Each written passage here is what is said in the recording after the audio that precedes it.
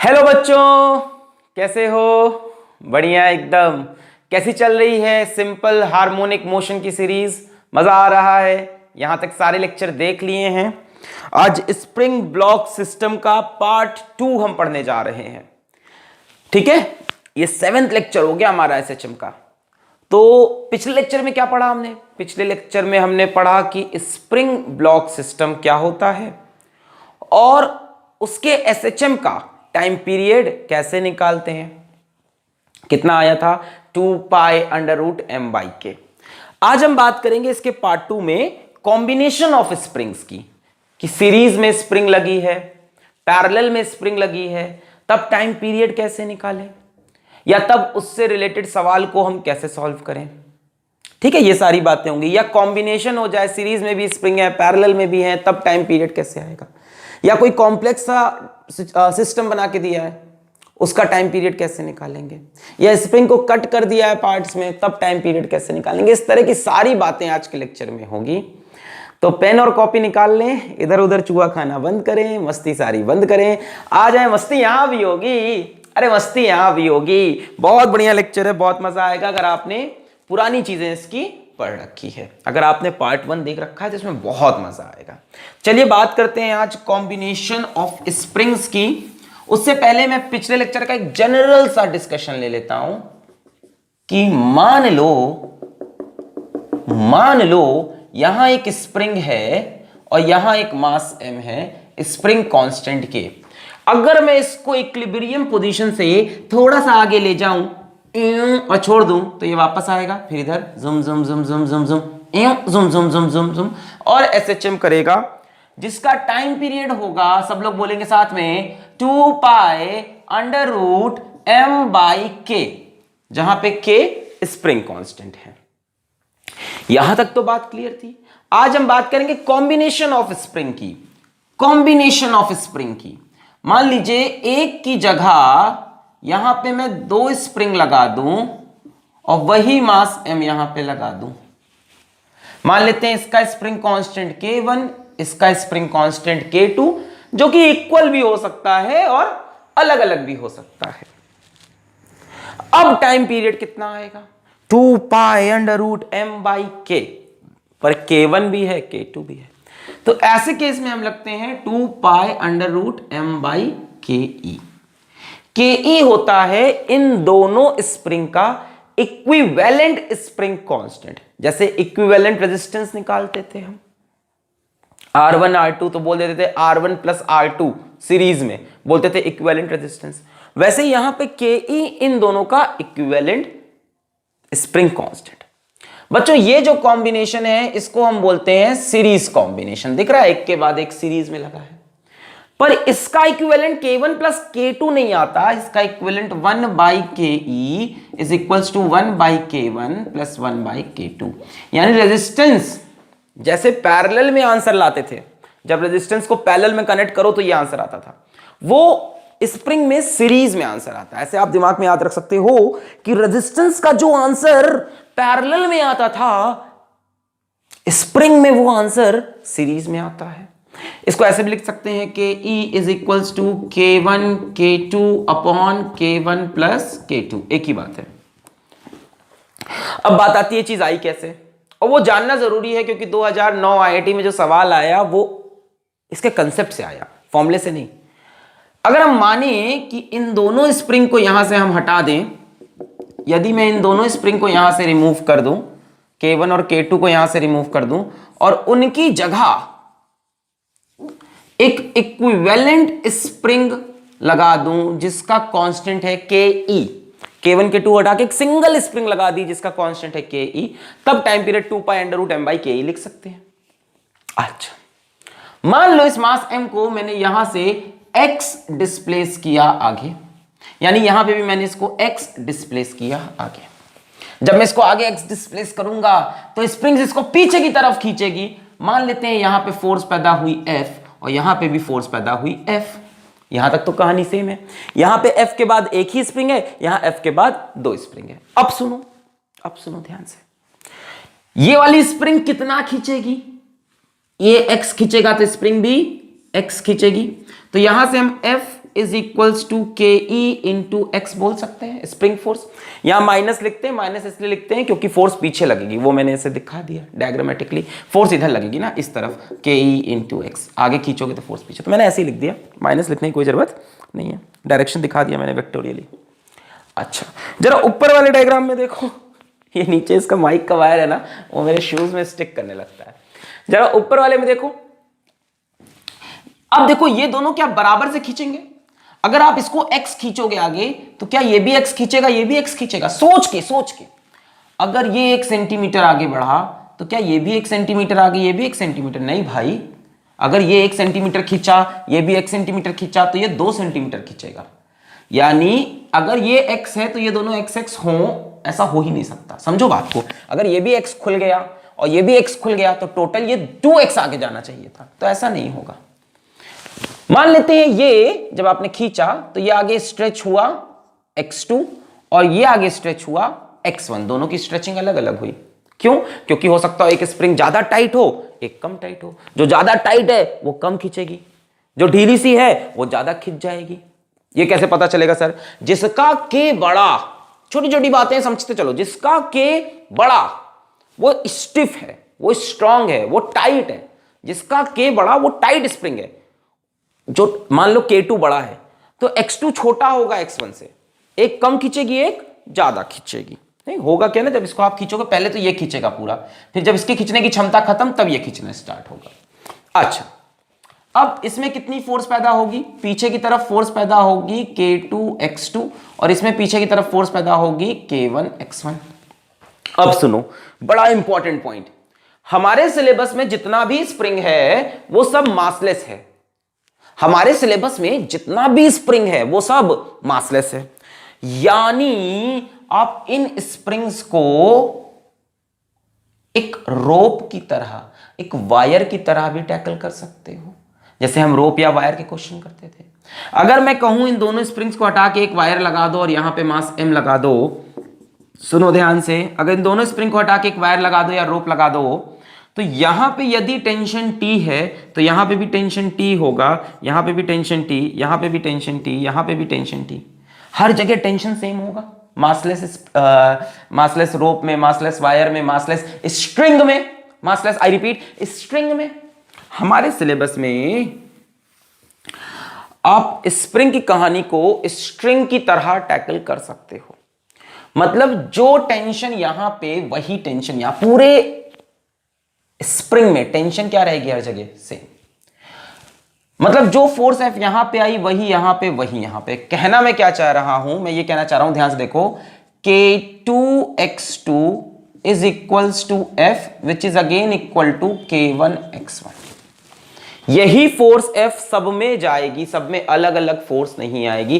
पूरे वायर में टेंशन क्या होगा? सेम, पर इन दोनों की स्ट्रेचिंग अलग अलग होगी। ये x खींचा तो मैंने कहा ये x2 खींचा, ये x1, और दोनों जोड़कर ये x बढ़ा। मान लो ये 1 सेंटीमीटर खुला, ये 2 सेंटीमीटर खुला, तो टोटली कितना आगे गया? 3 सेंटीमीटर। और फोर्स सब में क्या रहेगी? पूरे वायर में फोर्स सेम, अगर मासलेस स्प्रिंग है। मासलेस नहीं है तब नहीं। अब सुनो, अब सुनो, अब सुनो, अब सुनो, अब सुनो, क्या हम लिख सकते हैं? F is equals to K E X is equals to K1 X1 is equals to K2 X2 लिख सकते हैं। बहुत बढ़िया। क्या हम लिख सकते हैं? X is equals to X1 plus X2। ये जो X खींच रहा है X1 और X2 को मिलाकर खींच रहा है। अब सुनो सुनो सुनो, X की वैल्यू जरा यहां से बताओ। X की वैल्यू हो जाएगी F बाई के ई, लिख सकते हैं X is equals to F by K E. X1 की वैल्यू हम लिख सकते हैं F बाई K1, X1 की जगह F बाई K1, और X2 की जगह F by K2, F by K2। F से F मर जाएगा, final answer 1 by K E is equals to 1 by K1 plus 1 by K2। Clear? आसान है, क्लियर है एकदम। अब इसी को आप उस तरह भी लिख सकते हो, K is equals to K1 K2 upon K1 plus K2। 3 spring होगी तो 1 by K1, 1 by K2, 1 by K3। Clear हो गया एकदम। इसकी स्ट्रेचिंग अलग, इसकी अलग, पर पूरे में टेंशन क्या? सेम। कंसेप्ट आना जरूरी है। जब इसको खींचोगे पहले ये खुलेगा X2, फिर इसके खुलने की क्षमता खत्म, जितना खुलना था, अब ये खुलना स्टार्ट करेगा। क्लियर, मिटा दें, के इक्विवेलेंट वहां पे रख दोगे, आ गया। ये था सीरीज कॉम्बिनेशन। क्या था ये? Series combination. अब जरा मैं सीरीज कॉम्बिनेशन में सीधा आपको एक सवाल दिखाता हूं, आईआईटी 2009 में जो आया। क्या पूछा उन्होंने हमसे पूछा कि हमारे पास एक स्प्रिंग है, हमारे पास दो स्प्रिंग है और यहां पे मास m लगा है। बढ़िया सवाल है। इन्होंने बोला जो मास m है ये SHM कर रहा है और मास m का SHM का, मास m के SHM का जो एम्पलीट्यूड है वो a है। ये स्प्रिंग कांस्टेंट K2, ये स्प्रिंग कांस्टेंट K1। ठीक है, उन्होंने बोला यहां पे बीच में एक पॉइंट पे P है और दोनों ही स्प्रिंग मासलेस है और जो मास m है वो SHM कर रहा है जिसका एम्पलीट्यूड है। उन्होंने कहा ये जो पॉइंट P है, find the amplitude of SHM of P। P point के SHM का एम्पलीट्यूड बताइए। भाई P भी SHM करेगा, ये तो श्योर है क्योंकि मास m SHM कर रहा तो ये भी SHM करेगा। और ऑप्शन जो दे रखे हैं जरा देखें, ऑप्शन उन्होंने हमको दिए हैं K1A upon K1 plus K2, option B K2A upon K1 plus K2, option C K1A upon K2, option D A। सोचिए, बढ़िया सवाल, सोचिए, अपने दिमाग लगाइए, इसको खुद से सॉल्व करना है आपको। नहीं ना आप गूगल करोगे इसको, ना आप वेट करोगे मेरे सॉल्व करने का, आप खुद से करोगे इसको। हाँ यही रास्ता है तेरा, तूने अब जाना है, टुडुम टुडुम। हाँ यही सपना है तेरा, खुद से तूने पहचाना है, टुडुम टुडुम। बोलो हुआ, मैं करूं? यस शरब आप कर ही दो। ट्राई किया सबने, क्या आंसर आ रहा? ए आ रहा क्या? ए आ रहा क्या? A is the correct? No, A is the wrong answer. A is the wrong answer. कई लोगों ने सोचा एम्पलीट्यूड ए ही होगा, पर एम्पलीट्यूड ए नहीं होगा। क्या किया जाए, आओ समझते हैं। मान लो कि ये ए खिंच रहा है, ठीक है, ये मान लो खिंच रहा है x2, ये मान लो खिंच रहा x1। पहले आप ये बताओ P वाले का एम्पलीट्यूड x1 होगा कि x2 होगा? सोच के, P वाले का एम्पलीट्यूड x1 होगा कि x2 होगा? सोच के बोलना। अगर ये x2 आगे बढ़ेगा तो ये स्प्रिंग खींचेगी कि नहीं? ये स्प्रिंग खींचेगी, ये स्प्रिंग खींचेगी। P पॉइंट को कोई फर्क तो नहीं पड़ेगा। P पॉइंट को फर्क तब पड़ेगा जब ये खींचना स्टार्ट हो। जब ये आगे बढ़ेगा तब P पॉइंट इसके साथ आगे जाना चाहेगा। जब ये खींचेगा तो P पॉइंट आगे बढ़ेगा। भाई x2 तो ये अपने आप में अपनी लेंथ में खींचेगा ना, अपने से पीछे वाले को थोड़ी ना खींच रहा। नो, x2 में ये खुद खींच रहा, अपने पीछे वाले पॉइंट को क्यों डिस्टर्ब करेगा? अभी वो स्प्रिंग है, ठीक है, अभी वो अपनी ओरिजिनल लेंथ पे, अपनी नेचुरल लेंथ पे है। आपने फोर्स लगाई तो ये स्प्रिंग खींचेगी ना, इसके पीछे वाले पॉइंट को अभी फर्क नहीं पड़ेगा। पर जब ये भाई साहब खींचेंगे, जब ये भाई साहब ऐसे आगे खींचेंगे तब P पॉइंट आगे बढ़ेगा और ये भाई साहब दबेंगे तब P पॉइंट पीछे जाएगा। यानी पहले तो ये समझो कि P पॉइंट का जो एम्पलीट्यूड है वो x1 है, उसका x2 से कोई लेना देना नहीं। ये खींचे ये बंद हो, इनको कोई फर्क नहीं। जब ये खींचेगा तो ये आगे बढ़ेंगे। भाई ये जब लेंथ ऐसे खींचेगी तो इसको फोर्स लगा के आगे बढ़ाएगी। अच्छा, यानी हमें x1 निकालना है इन शॉर्ट। अब सुनो, मान लो यहां पे फोर्स F पैदा हुई, यहां पे फोर्स F पैदा हुई, तो हम क्या बोल सकते हैं? F is equals to K1 x1 is equals to K2 x2। हाँ या ना? पूरी जगह में फोर्स क्या होगी? सेम। यहां पे फोर्स आएगी, बोलो K2 x2, यहां पे फोर्स आएगी, बोलो K1 x1 पीछे की तरफ, और हर जगह फोर्स सेम होगी। जरा इसका इक्विवेलेंट डायग्राम बनाओ।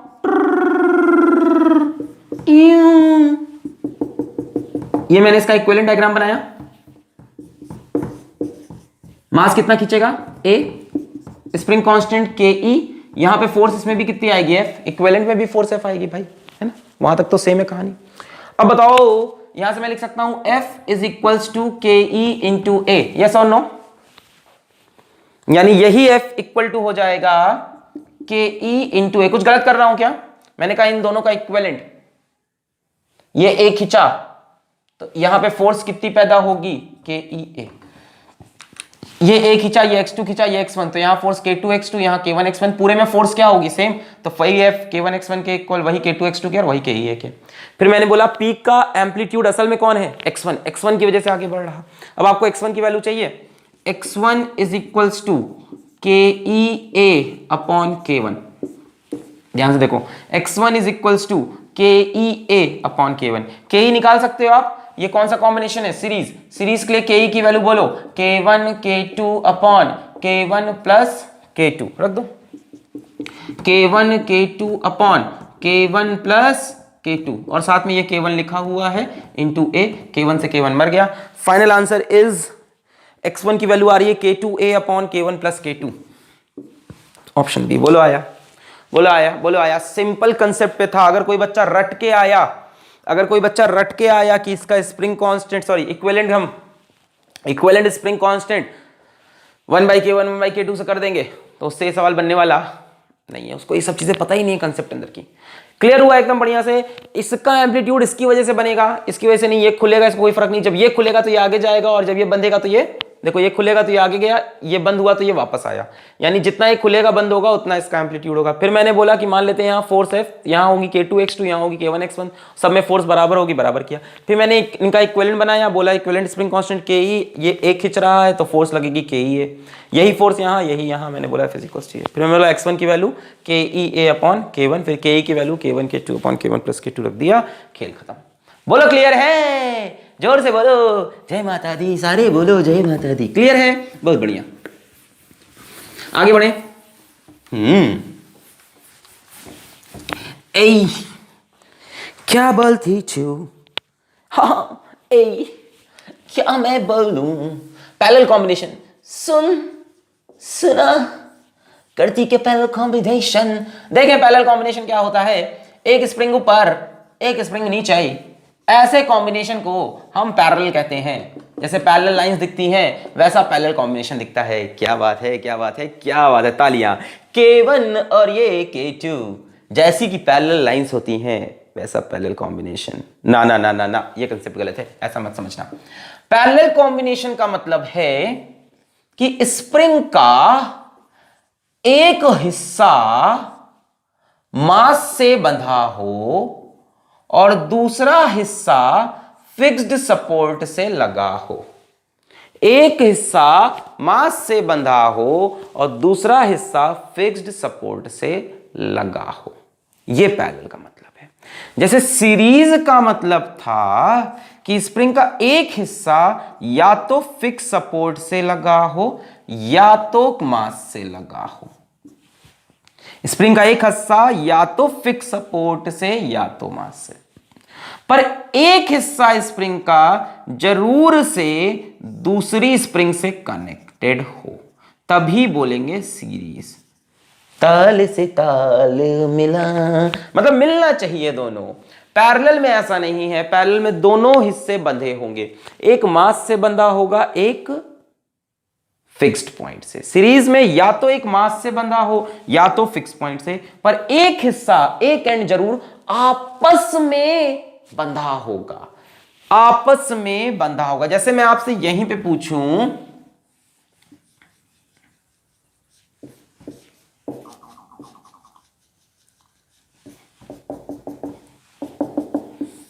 ये कौन सा कॉम्बिनेशन है, सीरीज या पैरेलल, K1 K2। अब देखो, देखने में ना ये सीरीज लग रहा ना पैरेलल लग रहा। भाई पैरेलल के लिए पैरेलल लाइंस कहां दिख रही हैं इसमें, बल्कि हो सकता है कई लोग सीरीज समझ लें इसको, सर सीरीज में है। पर सीरीज का कंसेप्ट क्या है कि एक एंड दोनों स्प्रिंग का आपस में जुड़ा हो। क्या कोई एंड आपस में जुड़ा है? नहीं। जरा देखो, एक एंड फिक्स्ड एंड से, एक एंड मास से, एक एंड फिक्स एंड से, एक एंड मास से, किसकी कंडीशन है?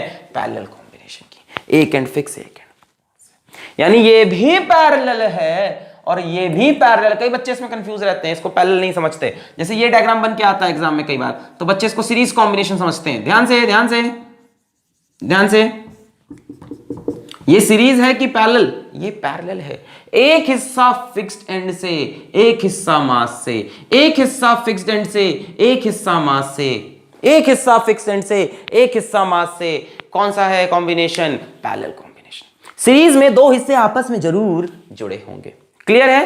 तो ये सारे कॉम्बिनेशन आएंगे पैरेलल कॉम्बिनेशन के अंदर। क्लियर हो गया अभी? अच्छा, अब बोलते हैं इसमें भैया क्या है, इसमें कैसे टाइम पीरियड निकालेंगे, क्या है भाई कैसा है? तो वही कहानी करेंगे, इसमें भी हम के इक्विवेलेंट निकालेंगे। इसका जो के इक्विवेलेंट आता है पैरेलल में, जो के इक्विवेलेंट आता है वो आता है K1 प्लस K2, मतलब उल्टा हो गया है ना। अगर रेजिस्टेंस से कंपेयर करो कहानी तो पूरी उल्टी हो गई। रेजिस्टेंस में ये फॉर्मूला कब आता था? सीरीज में। और स्प्रिंग में ये फॉर्मूला कब आता है? पैरेलल में। जो रेजिस्टेंस के सीरीज का फॉर्मूला था R1 प्लस R2, वो स्प्रिंग के पैरेलल में आ जाता है K1 प्लस K2। और जो रेजिस्टेंस के पैरेलल का फॉर्मूला था 1/R1 प्लस 1/R2, वो स्प्रिंग के पैरेलल में आ जाता है, सॉरी सीरीज में आ जाता है। जो उधर पैरेलल इधर सीरीज, जो उधर सीरीज इधर पैरेलल। क्लियर हो गया? ये फॉर्मूला कहां पे दिखा था याद है? R1 plus R2 series combination of resistance, और यहां पे कहां पे दिख रहा? पैरेलल कॉम्बिनेशन ऑफ स्प्रिंग्स पे। अब बात आती है चीज आई कैसे, इसको प्रूफ कैसे करेंगे? आइए प्रूफ करते हैं। मान लेते हैं इनकी जगह यहां पे एक इक्विवेलेंट स्प्रिंग लगी है, इन दोनों की जगह लगी है एक सिंगल स्प्रिंग जिसका इक्विवेलेंट है KE। क्लियर है? KE। मान लेते हैं इसको हमने x आगे खींचा, तो इसमें कुछ फोर्स आएगी, इसमें कुछ फोर्स आएगी, तो अलग अलग आएगी इस बार। जैसे इसको भी हमने यहां पे उतना ही x खींचा, तो यहां पे मान लो फोर्स F आई, पर ये तो दो स्ट्रिंग लगी हुई है, दो स्प्रिंग लगी हुई है, तो मान लेते हैं इसमें फोर्स F1 आई, इसमें फोर्स F2 आई। सही है? ये कितना खींचा, ये कितना खींचा? आप जरा दिमाग लगा के आंसर देना, क्या ये दोनों सेम खींचेंगे कि अलग अलग? सोच के आंसर देना। अगर मैं इसको 1 सेंटीमीटर आगे बढ़ाऊं तो ये भी 1 सेंटीमीटर आगे खींचेगा, ये भी 1 सेंटीमीटर, बराबर से खींचना पड़ेगा नहीं? सोचो, यहां से इसको 1 सेंटीमीटर आगे खींचा तो ये भी 1 सेंटीमीटर आगे भागेगा, ये भी 1 सेंटीमीटर आगे भागेगा, यानी ये भी इस बार x खींचेगा, ये भी x खींचेगा। सीरीज में दोनों में खिंचाव अलग अलग थे, दोनों में इलोंगेशन या कंप्रेशन जो भी केस हो, इलोंगेशन या कंप्रेशन जो भी केस हो, वो अलग अलग था। पैरेलल में दोनों में सेम आएगा। अगर इसको 1 सेंटीमीटर आगे बढ़ाऊंगा तो ये वाली स्प्रिंग भी 1 सेंटीमीटर खींचेगी, ये भी 1 खींचेगी। सीरीज में ऐसा नहीं था। जैसे यहां भी देख सकते हो, मान लो इसको मैं इस तरफ 1 सेंटीमीटर दबाऊं, इसको मैं 1 सेंटीमीटर इस तरफ दबाऊं ऐसे, तो ये वाला कितना दबेगा? 1 सेंटीमीटर। और ये वाला कितना खींचेगा? 1 सेंटीमीटर। ये भी एक तरीका है पैरेलल समझने का या पैरेलल को पहचानने का। अगर इलोंगेशन दोनों स्प्रिंग में क्या हो? सेम, तो कौन सा कॉम्बिनेशन? पैरेलल। अगर दोनों में x की वैल्यू क्या आ जाए? सेम आ जाए, तो कौन सा कॉम्बिनेशन? Parallel combination. जैसे यहां पे देखो, अगर इस मास को मैं नीचे की तरफ 3 सेंटीमीटर दबा दूं, जस्ट ऐसे ही 3 अच्छा लगा, इसको मैं नीचे की तरफ 3 सेंटीमीटर दबा दूं, तो ऊपर वाला कितना खींचेगा? 3 सेंटीमीटर, यानी दोनों में इलोंगेशन सेम होंगे। अच्छा, अब इस पे फोर्स कितनी बन जाएगी? इस पे फोर्स बनेगी K1x, इस पे फोर्स बनेगी K2x, यानी F1 की वैल्यू होगी K1x, F2 की वैल्यू होगी K2x। जरा दोनों डायग्राम को ध्यान से देखो, क्या मैं ये बोल सकता हूं, और यहां से F की वैल्यू क्या होगी? KEX, बोलो सही है? इसमें कितनी फोर्स आएगी? KEX। अब जरा दोनों डायग्राम को ध्यान से देखो, क्या मैं बोल सकता हूं F is equals to F1 plus F2? Do you agree with me? Hey students, do you agree with me? भाई साहब, ये फोर्स F है और यहां यही फोर्स दो में बढ़ गई, F1 और F2। ऐसे सोचो, दो स्ट्रिंग है, दोनों को मिला के एक बना दिया तो F, तो यही F F1 F2 में बढ़ गया। F1 की वैल्यू कितनी है? K1x। F2 की वैल्यू कितनी है? K2x। और F की वैल्यू कितनी होगी? KEX। खत्म खेल।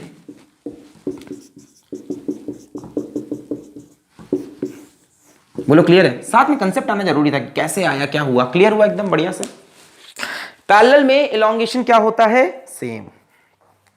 सीरीज में इलोंगेशन क्या होता है? x is equals to x1 plus x2, x is equals to x1 plus x2। Parallel में x x x, देखो x x, देखो x x सेम होता है। पैरेलल में फॉर्मूला क्या है? K1 plus K2। सीरीज का formula 1/K1 plus 1/K2। Clear है? यहां तक पूरी कहानी क्लियर है? आगे बढ़ जाएं हम। चलिए, और सीरीज पैरेलल पहचानने का तरीका, सीरीज में दो हाथ आपस में जरूर मिल रहे होंगे, सीरीज में दो हाथ आपस में जरूर मिल रहे होंगे, और पैरेलल में कभी नहीं। एक हाथ बंधा रहेगा वॉल से, एक हाथ बंधा रहेगा मास से, दोनों एंड्स बंधे होंगे, आपस में नहीं मिलेंगे तो पैरेलल। चलो जरा क्वेश्चन कर लेते हैं। एक क्वेश्चन करो। मेरे पास दो स्प्रिंग है, चलो जल्दी से सवाल करके दिखाओ आलसी बच्चों। मास यम, यम सी सस butter yum tomato chip chip chip yum tomato. खेले हो तुम लोग? कहाँ sir, we are of much more advanced generation than you are. यहाँ पे K1 K2 मैं इनकी वैल्यू ले लेता हूँ इस बार। चलो बढ़िया सवाल। 3K और ये 6K सीरीज में लगे हैं और हमसे बोला इस बार जो टाइम पीरियड है वो T1 है जिसकी वैल्यू 3K 6K जिसकी वैल्यू √2 सेकेंड्स है। फिर हमसे बोला कि साहब हमने इन्हीं दोनों स्प्रिंग को पैरेलल में लगा दिया, इन्हीं दोनों स्प्रिंग को पैरेलल में लगा दिया 3K एंड 6K। और हमसे बोला इस बार जो टाइम पीरियड है वो कितना होगा। बताएं इस बार जो टाइम पीरियड है वो कितना होगा। मैं 4 ऑप्शन आपको देता हूं ABCD।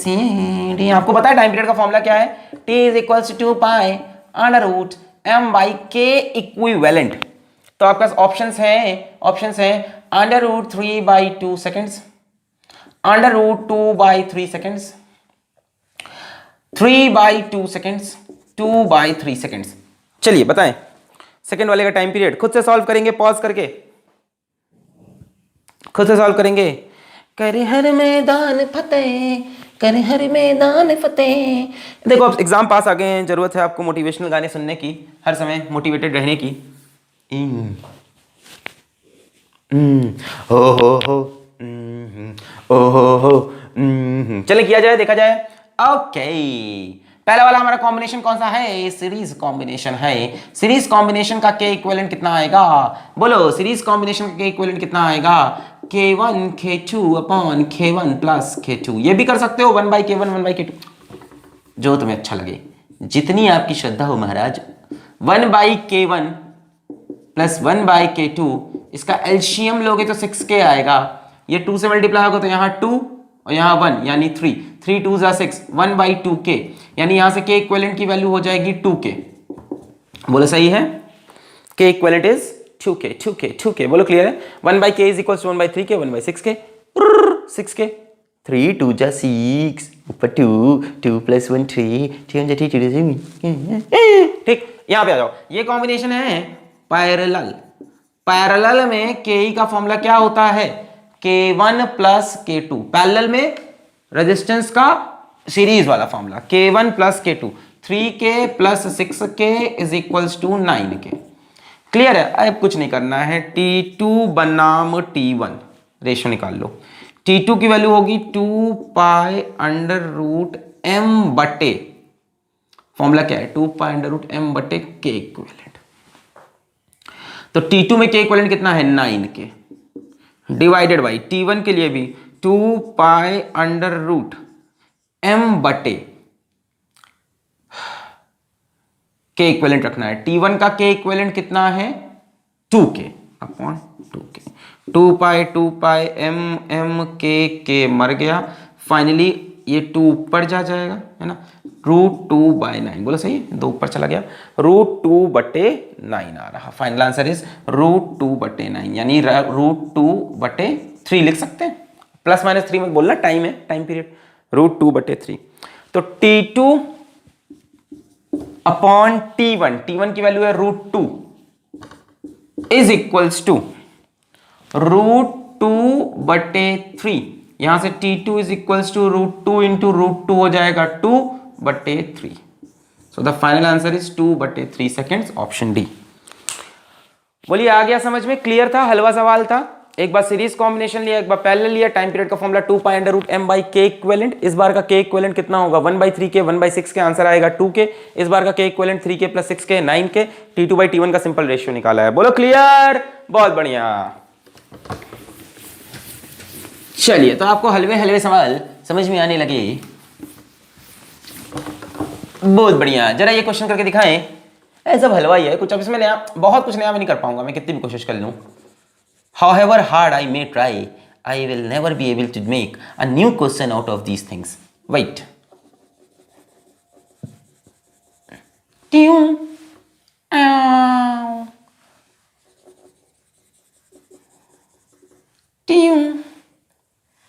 और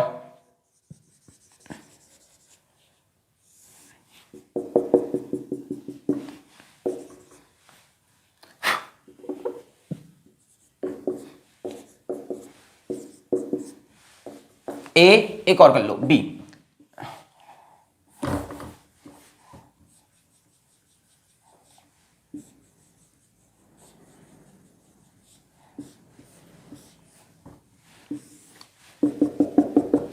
ऐसा ही रैंडम वैल्यू ले रहा हूं मैं खुद ही, रैंडम वैल्यूज के साथ आपको सवाल किए जा रहे हैं। ये मान लो अपना है के 2k, इसको भी ऐसे कर लो के एंड 2k। चलो अब सही है, के एंड 2k, के and 2k। Find t1, find t2 in terms of m, pi and k।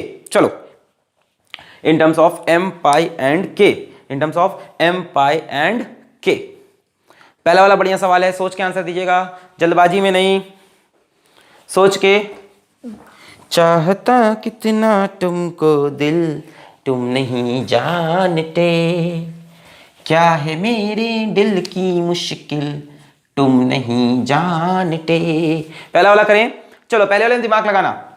एक एंड मास से एक एंड फिक्स, एक एंड फिक्स, एक एंड मास से, एक एंड मास से एक एंड फिक्स, तीनों के तीनों पैरेलल में हैं। गलती हो सकती है यहां आपसे, आपको लग सकता है ये दोनों पैरेलल में, उनके साथ ये सीरीज में, ना ना ना, तीनों के तीनों पैरेलल में है। एक एंड मास से एक एंड फिक्स, एक एंड मास से एक एंड फिक्स, एक एंड मास से एक एंड फिक्स, तीनों के तीनों पैरेलल में। पैरेलल में फॉर्मूला के इक्विवेलेंट का क्या है, k1 प्लस k2, यहां पे 3 हो गए तो k3, k1 plus k2 plus k3 कर दो, पैरेलल में ऐड होते हैं, सिंपल। k कितना हुआ 4k। अब टाइम पीरियड निकालना आपके लिए बच्चों का खेल। t1 is equal to 2 pi under root m by k equivalent, यानी 2 पाई अंडर रूट m बटे 4k। क्लियर। सेकंड वाले पे आते हैं, सेकंड वाले पे आते हैं, सेकंड वाले पे आते हैं। इस बार ये वाला देखो, एक एंड फिक्स, एक एंड आपस में बंधा है, एक एंड फिक्स, एक एंड आपस बंधा है, ये तो डेफिनेटली किसमें है, सीरीज। तो k और k सीरीज में हो गए, k और k सीरीज में हो गए, k और k सीरीज में हो गए, तो इसका इक्विवेलेंट निकालना पड़ेगा इस वाले का। 1 by k equivalent is equals to 1 by k plus 1 by k, k by 2 आना चाहिए आंसर। ये हो गया 2 बाई के, तो k इक्विवेलेंट आएगा k बाई 2। इन दोनों का आंसर है k बाई 2।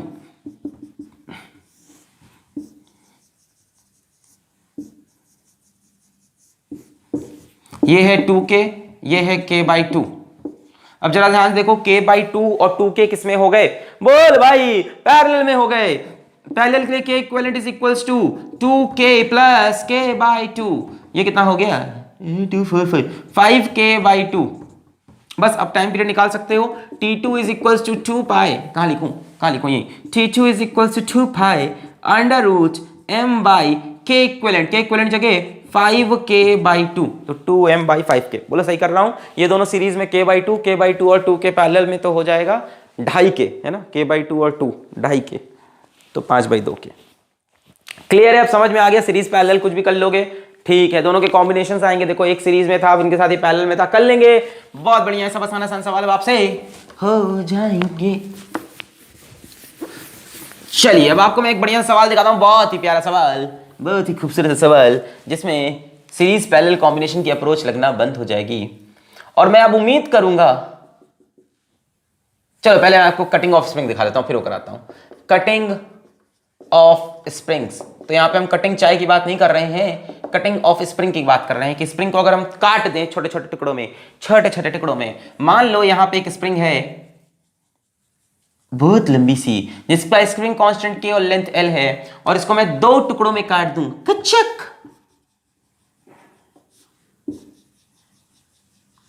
इसकी लेंथ l बाई 2, इसकी लेंथ l बाई 2, तो इसका स्प्रिंग कांस्टेंट क्या k बाई 2 हो जाएगा, इसका स्प्रिंग कांस्टेंट क्या k बाई 2 हो जाएगा, बिल्कुल नहीं, इसका स्प्रिंग कांस्टेंट 2k, इसका स्प्रिंग कांस्टेंट 2k। अगर इस स्प्रिंग को मैं 3 हिस्सों में काट दूं, ट्यूं ट्यूं ट्यूं, l by 3, L by 3, L by 3,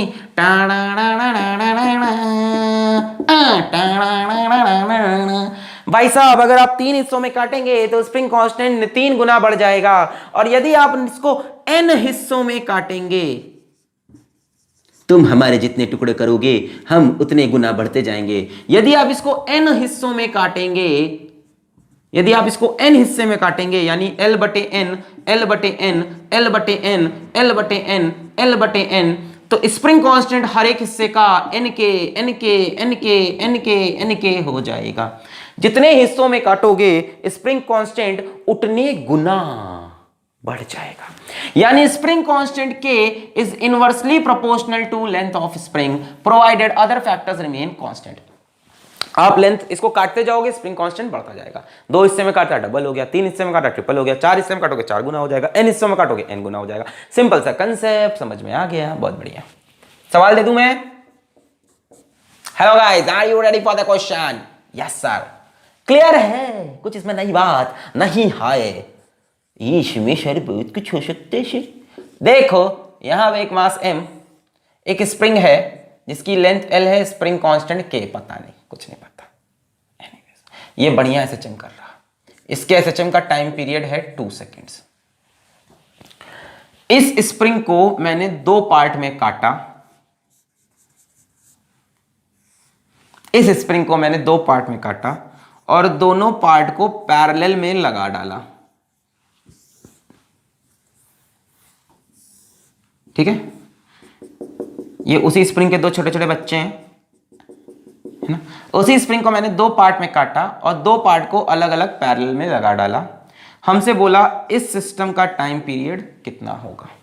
option हमको दिया उन्होंने A, B, C, D। क्या 2 सेकंड होगा, क्या 4 सेकंड होगा, क्या 1 सेकंड होगा, क्या 8 सेकंड होगा। चलिए ट्राई करें सोच के, जल्दी से करने का है। हो गया,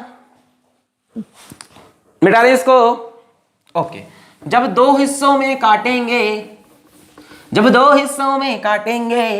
इसकी शक्ति को हम बांटेंगे तो क्या होगा, इसकी शक्ति बढ़ जाएगी। तुम हमारे जितने टुकड़े करोगे हम उतने गुने बढ़कर सामने आएंगे। मतलब जब इसको काटोगे तो ये हो जाएगा 2k, ये हो जाएगा 2k, हाँ या ना।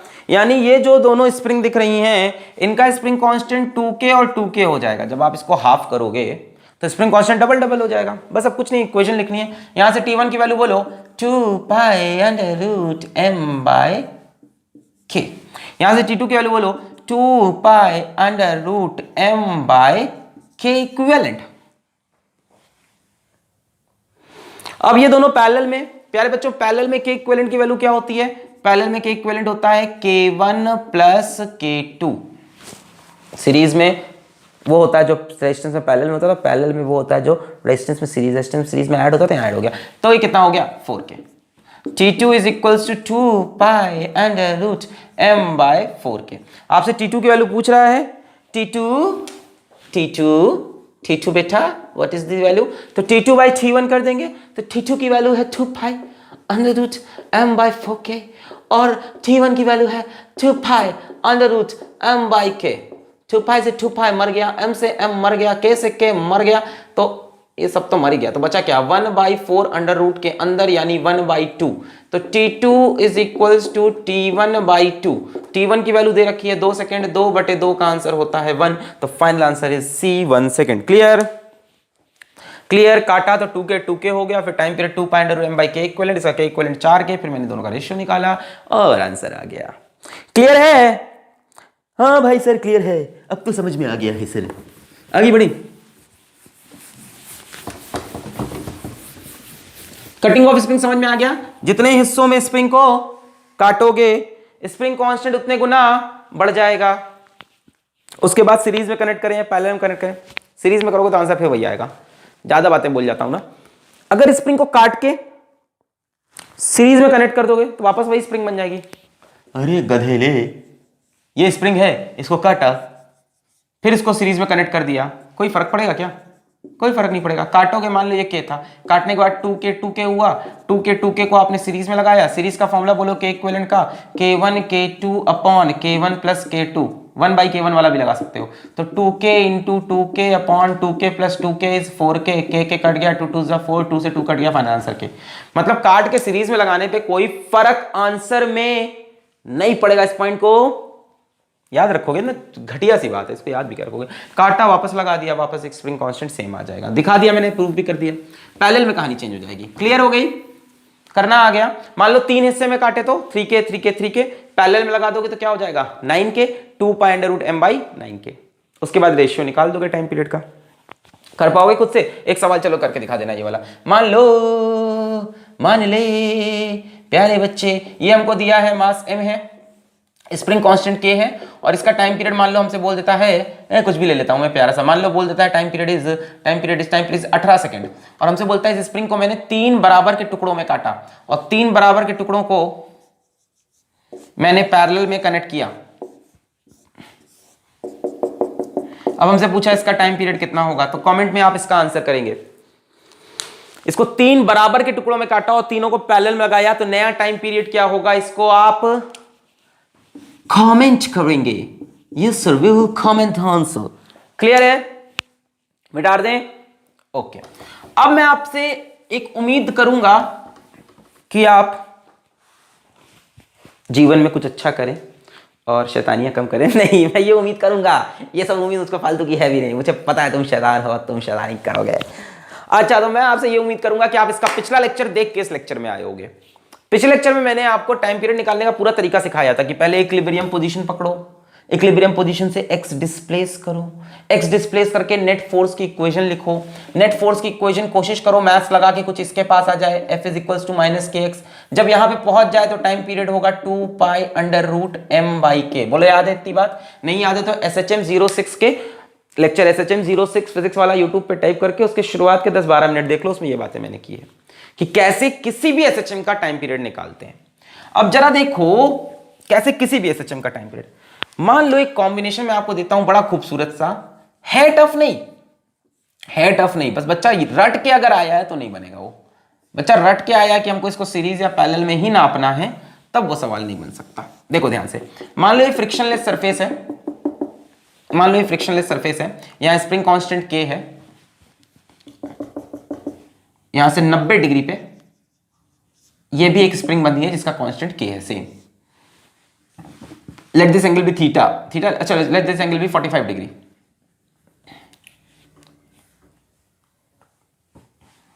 Late this angle be 45 degree. Yes. अब हमसे कहा कि अगर मैं इस वेज को जिसका मास m है, इस वेज को मैं थोड़ा सा हॉरिजॉन्टल डिस्प्लेसमेंट दूं,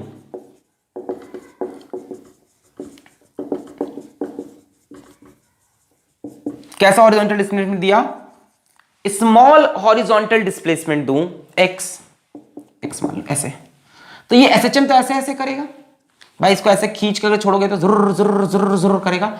बहुत स्मॉल दोगे, लार्ज दोगे तब SHM नहीं करेगा, स्मॉल। तो उस SHM का टाइम पीरियड क्या होगा, सोचिए। मैं थोड़ा सा पानी पी लूं, जरा सोचिए उस SHM का टाइम पीरियड क्या होगा। सोचो, इसको कर सकते हैं सीरीज पैरेलल से, सोचें। देखने में पैरेलल जैसा लग तो रहा है,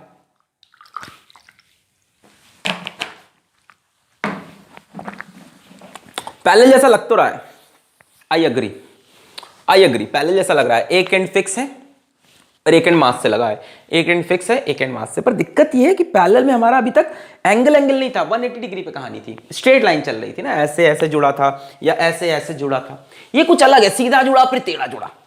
इसमें मैथमेटिक्स लगानी पड़ेगी, सिंपल, जो मैंने 06 में लेक्चर में सिखाया, एक नॉर्मल SHM की तरह इसको फील करें। चलिए मैं शुरू करता हूं। मान लेते हैं इसको हम यहां से x पीछे की तरफ डिस्प्लेस करते हैं, तो ये कितना दबेगा, ये x दबेगा। इसको x पीछे डिस्प्लेस किया, ये कितना दबेगा, x दबेगा। ये x दबेगा तो इसमें फोर्स कितनी बनेगी, इसमें फोर्स बनेगी kx आगे की तरफ। सही है, इसके बारे में सोचते हैं। देखो आराम से, ऐसे कई क्वेश्चन आपको मिलेंगे, बस जो मैं लॉजिक बता रहा हूं उसको पकड़ लो यहां से ध्यान से। जब इसको x पीछे डिस्प्लेस करोगे, जरा इसको x पीछे लाते हैं यहां से,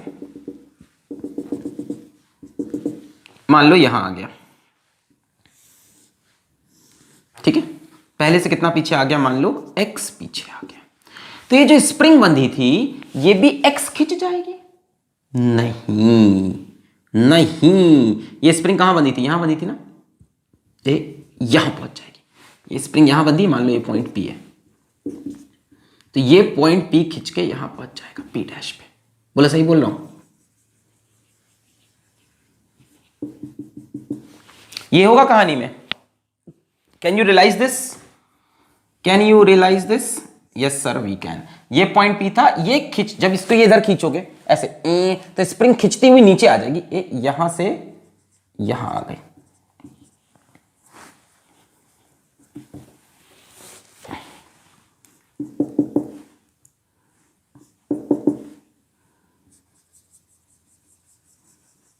ये होगा। तो क्या स्प्रिंग भी x खींची है? नहीं, x तो ये आगे बढ़ा है, x तो ये डिस्टेंस है। रियलाइज हो रहा है? ये इधर x गया है, ये स्प्रिंग x नहीं खींची। और पैरेलल का कंडीशन था कि दोनों स्प्रिंग बराबर से खींचे, तो ये एग्जैक्टली पैरेलल कॉम्बिनेशन भी नहीं है। शुरू में लगा पैरेलल है, पर पैरेलल की एक कंडीशन क्या थी कि दोनों स्प्रिंग बराबर से खींचे। यहां बराबर से नहीं खींच रही, ये वाली स्प्रिंग कितना दब रही? ये वाली स्प्रिंग x दब रही। इसमें फोर्स कितनी बन रही? kx। ये x नहीं दब रही, या x नहीं खींच रही, कुछ और खींच रही। कितनी खींच रही है और निकाल लेते हैं। इतनी खींच रही है, दिस लेंथ। ये लेंथ हमको निकालनी है भाई साहब। ये मैंने बोला 90 डिग्री पे लगा हुआ है, तो this is what 90, this is 90। ये एंगल कितना है? 45। ये कितना होगा? 45। ये भी कितना हो जाएगा? 45, क्योंकि ये 90 था। यानी यानी यानी यानी यानी यानी यानी यानी यानी यानी यानी यानी जरा ये ट्रायंगल देखो, जरा ये ट्रायंगल देखो। ये एंगल 45, ये 45, ये 45, तो ये भी 45। यहां दिखाता हूं।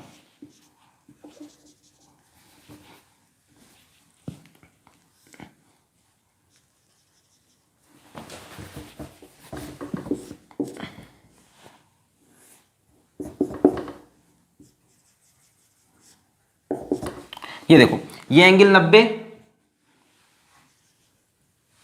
ये एंगल 90, ये 45, तो ये 45, ये 90, तो ये 45, यानी ये एंगल 45। तो बच्चों ये 45 नहीं होगा? देखो जेड बन के आ रहा है कि नहीं? ये 45, तो ये 45, तो दिस एंगल इज 45 डिग्री। ये x है, तो ये कितना होगा? निकाल सकते हैं अब आप बताओ। ये एंगल 45 कैसे समझ में आया? ये 45, ये 45, ये 45, ये z दिख रहा, तो ये 45। यही तो स्प्रिंग स्ट्रेच हुई है। अगर ये x है तो ये कितना होगा? x cos 45। अब यार राइट एंगल ट्रायंगल है मैं भाई, यहां से तुम cos 45 की वैल्यू निकालोगे तो क्या आएगी?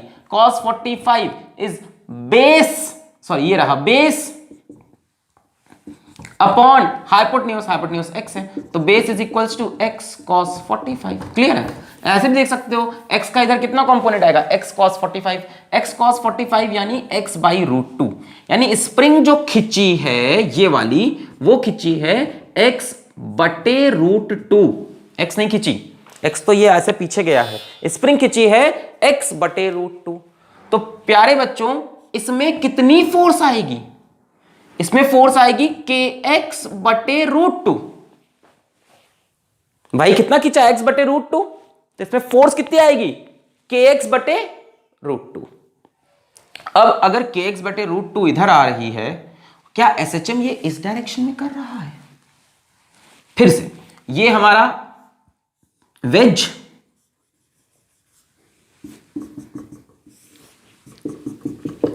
यहां फोर्स है, यहां फोर्स है kx,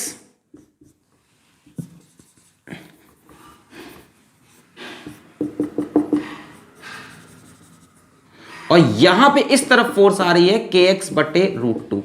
क्या SHM उस डायरेक्शन में नहीं? SHM ऐसे ऐसे ऐसे ऐसे ऐसे हो रहा है, यानी नेट फोर्स हमको इस डायरेक्शन में चाहिए, ऐसे में चाहिए। ये kx मिली और इस तरफ फोर्स मिली kx बाई रूट 2, यानी एक फोर्स इधर मिल रही kx और एक फोर्स हमें ऐसे मिल रही kx बाय रूट 2, और ये रहा हमारा वेज। स्मॉल ब्लॉक m बना लिया मैंने। क्लियर है? इसका बच्चों इस तरफ कंपोनेंट कितना आएगा? ये एंगल कितना है? 45। This angle is C, this angle is 45। तो इस तरफ इसका कंपोनेंट आएगा kx by root 2 into cos 45, kx by root 2 into cos 45। Cos 45 की वैल्यू 1 बाय रूट 2, √2 मिलके हो गया 2, मतलब इधर कंपोनेंट आया kx/2। कैसे? इस तरफ। अब देखो जब आप इसको पीछे दबाओगे, SHM 06 की बातें हैं थोड़ी सी, जब आप इसको पीछे x दबाओगे तो आगे की तरफ नेट फोर्स कितना बनेगा?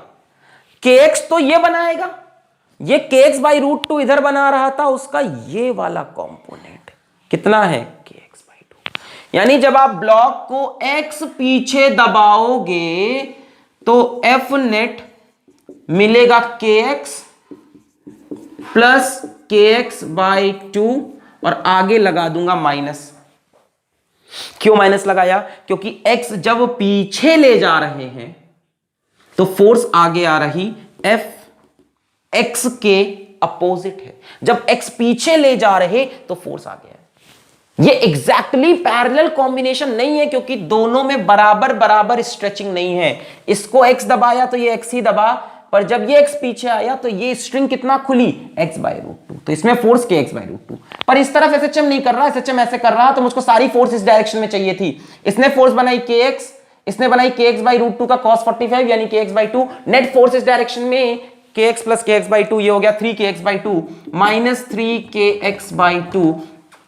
अब आप इसको टाइम पीरियड में कन्वर्ट कर सकते हो। F is equal to minus 3kx/2, यानी ये यहां का k इक्विवेलेंट है। This is the k equivalent of this question. So time period की वैल्यू आएगी 2 पाई √m बाई कितना? 3k/2। भाई साहब जो आपका F नेट आता है ना वो होता है k इक्विवेलेंट इंटू x। इस इक्वेशन में k इक्विवेलेंट 3k/2 तो 3 एकदम सही है, 100% सही है, टेंशन लेने की जरूरत बिल्कुल नहीं है। अब स्प्रिंग के एक दो सवाल और बचे हैं। इस लेक्चर में जितने भी कंसेप्ट हो सके थे सब बता दिए हैं, पर सवाल एक दो बचे हैं। मैं कोशिश करूंगा इसके लिए एक छोटा सा लेक्चर 10-12 मिनट का बना के। IIT JEE में 2012 में एक सवाल आया था प्रोजेक्टाइल मोशन को स्प्रिंग के साथ मिलाकर, और एक 2002 में आया था फ्रिक्शन के कंसेप्ट को स्प्रिंग और SHM से मिलाकर। तो SHM और प्रोजेक्टाइल, SHM और फ्रिक्शन का कंबाइंड क्वेश्चन था 2002-2012 का। वो मैं अगले वीडियो में कोशिश करता हूं कवर कर दूं या बीच में एक वीडियो बना दूंगा। अभी आपको SHM के टाइम पीरियड निकालने के 2-3 लेक्चर और देखने होंगे। तब तक पढ़ाई करते रहें। All the very best.